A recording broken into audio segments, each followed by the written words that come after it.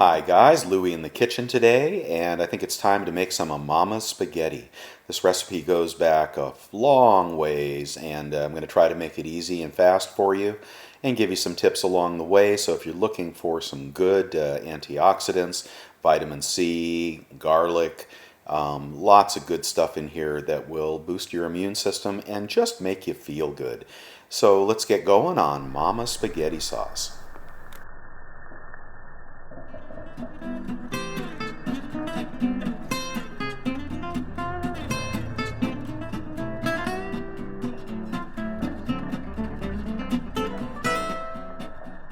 And this sauce is really for the purist. There's not a lot in it, but boy, the flavors are delicious. All right, so we are going to start off. If you like mushrooms, feel free to put those in. They are optional. Start off with two 8-ounce packs of fresh mushrooms. Slice those up, fry them in olive oil with a little salt and pepper, and then you want to drain off the excess. Put that aside. Next, I'd like you to get your garlic. Okay, you're going to want 3 or 4 large cloves of garlic.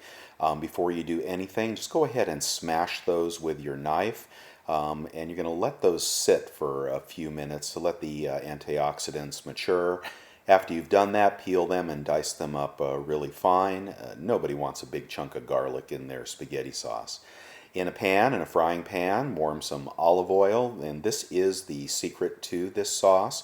Get your olive oil going, add your garlic, and you're going to want to fry that for a little bit, but don't overdo it, okay? Don't make it too brown. Just get it nicely cooked.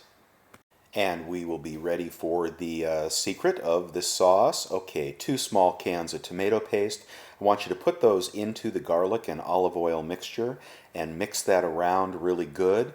We're going to saute that and simmer that for at least 10 minutes, but on low. Do not burn it, do not leave it alone until it comes out to a nice consistency and it has absorbed all of that garlic infused olive oil.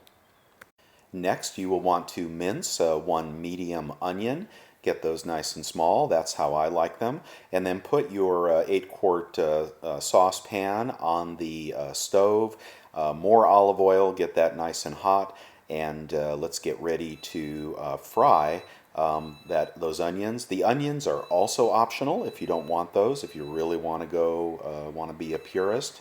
And then we're going to drop those onions into the pan, and we are going to fry them with a little bit of salt and pepper, not too much.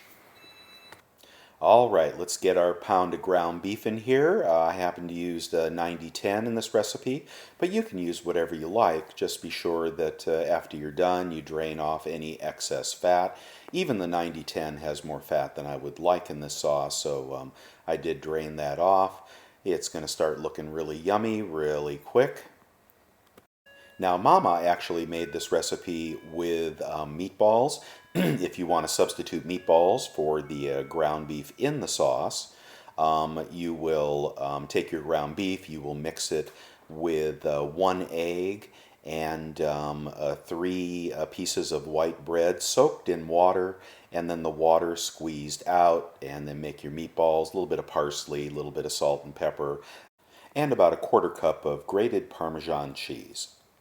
Not too big on the meatballs, and you'll want to brown those. But the ground beef in the sauce works perfectly fine for me. All right, there it is. It is all done and ready to go. You just want to be sure to drain that and set that aside for a second. Back to the sauce. What I've used here is 1 can of crushed and 2 cans of sauce. Mama actually used pureed tomatoes in this, but those were hard to find, so we're going to go with the crushed and 2 cans of sauce. Your tomato paste mixture is still in the frying pan. I'd like you to add the crushed tomatoes and the sauce to the paste mixture and put that on simmer. And we're going to simmer that for a good long 20-30 minutes.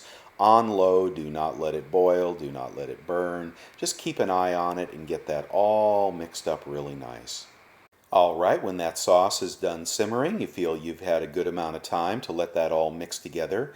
You're going to add that sauce to the ground beef mixture along with the mushrooms. In the large saucepan, there's the ground beef and the mushrooms mixed together first. add that sauce in. And after you've added the sauce, put a can of water into the frying pan and extract the rest of that sauce mix that was in the frying pan. Go ahead and mix that around a little bit and add that to the sauce as well. When you do this, I'd like you to add about 1/8 of a teaspoon of parsley. All right, fresh parsley would be better.